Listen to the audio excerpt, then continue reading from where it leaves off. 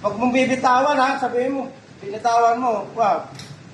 Hawakan mo pa rin, dito hawak, then bababa yung gulong. Then, para tumama ito sa hagdanan, kailangan iganyan.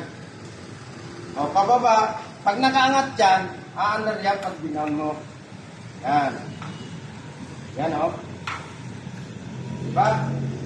Pero kailangan itong ano na to, yan na yan. Kung yan ang dagdanan, may mga ganyan may nusing-nusing, nakalapat ito sa nusing ng hagdanan. Para hindi siya magganon-ganon. Para smooth lang yung takbo niya. Parang normal lang yan na tumatakbo kapag ka nakalapat, na ganyan. Parang ganyan lang din yan siya. Ngayon, kung paakyat, dahil galing basement, pangat na ground floor, di up ka, atras yan. Paakyat yan, pag nakadown ka, paatras ang takbo yan. Pagka nakadown ka, siyempre, forward yan. Okay? Pag napatag na uli, apakan yung nasa taas para pumantay. Hawakan to. Hawakan. Pwede na i-travel. No? Travel natin. Ikot. Ikot. Travel mo, ganyan.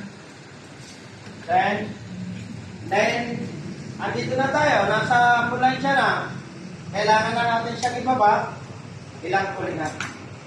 Kabila. Okay? Okay? Baba natin to. Okay, sir? Angat lang natin yan. Angat. Pindutin natin to para ma-release. Diba? Siyempre, di ba hindi nakakalakad to? Alalayan natin. Okay? Paano muna ng paset. Ganyan, ganyan. Ha? Alalay. Okay? Balik ulit.